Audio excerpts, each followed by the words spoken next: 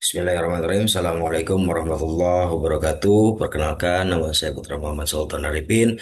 Saya mahasiswa dari Universitas Buana Perjuangan, Kabupaten Karawang, program studi Teknik Industri.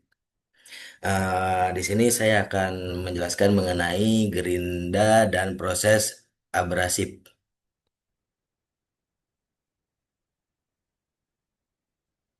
Pengertian gerinda, gerinda adalah alat listrik untuk memotong, mengasah, atau menghaluskan benda kerja dengan roda gerinda.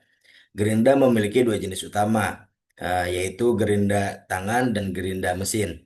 Dengan kelebihan kecepatan dan efektivitas, namun perlu digunakan dengan hati-hati untuk menghindari cedera dan debu berbahaya. Adapun jenis-jenis gerinda, gerinda permukaan memiliki beberapa jenis, yaitu pertama gerinda permukaan datar, yang kedua ada gerinda permukaan silindris, yang ketiga ada gerinda permukaan radius, dan yang keempat ada gerinda permukaan profil. Adapun dapat dibedakan juga berdasarkan jenis roda gerinda. Yang pertama yaitu gerinda permukaan dengan roda gerinda kasar, yang biasanya untuk penggerindaan kasar. Lalu yang kedua ada gerinda permukaan dengan roda gerinda halus, yang biasanya penggerindaan untuk yang halus. Pemilihan jenis gerinda yang tepat penting untuk hasil yang diinginkan dan efisiensi proses. Adapun komponen-komponen gerinda, yaitu roda yang pertama ada roda gerinda yang dimana bagian yang berfungsi sebagai media pemotong atau pengasah. Lalu ada poros, yaitu bagian yang menopang roda gerinda dan memungkinkannya berputar. Lalu ada motor, di mana bagian yang menghasilkan tenaga untuk menggerakkan roda gerinda. Lalu ada rumah gerinda, yang di mana biasanya ini komponen untuk melindungi internal dan menyediakan tempat untuk memasang roda gerinda. Lalu ada tombol kontrol, yaitu bagian yang digunakan untuk mengontrol operasi gerinda seperti tombol on atau off. Lalu ada pegangan, yang di mana bagian ini digunakan untuk memegang gerinda terutama pada gerinda tangan.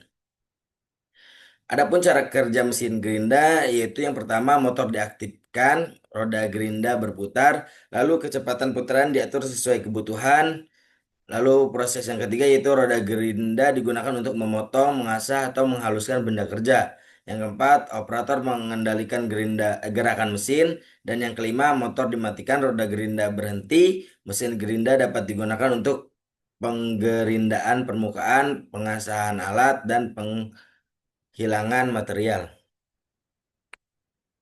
Lalu ada pemesinan abrasif. Pemesinan abrasif adalah proses pemesinan yang menggunakan bahan abrasif untuk menghilangkan material dari permukaan benda kerja.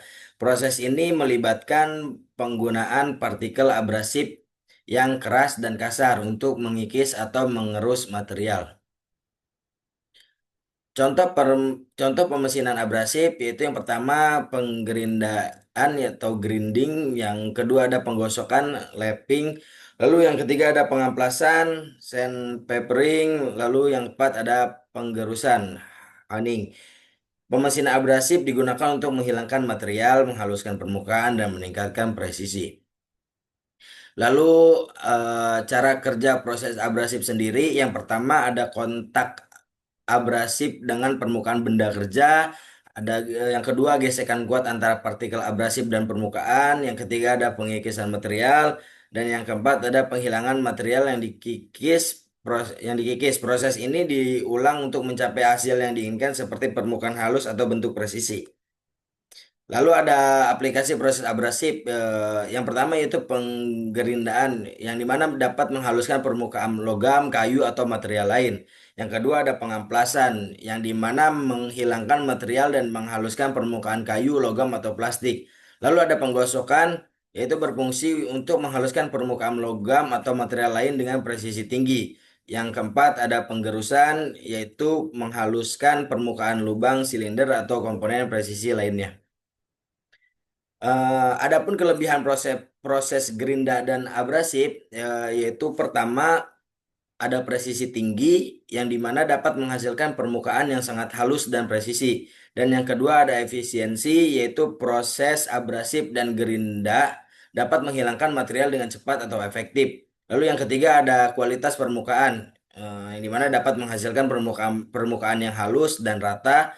Lalu yang keempat ada fleksibilitas yang dimana ini dapat digunakan pada berbagai jenis material dan bentuk benda kerja. Lalu yang terakhir yaitu menghasilkan toleransi yang ketat, yang dimana dapat menghasilkan komponen dengan toleransi yang sangat ketat.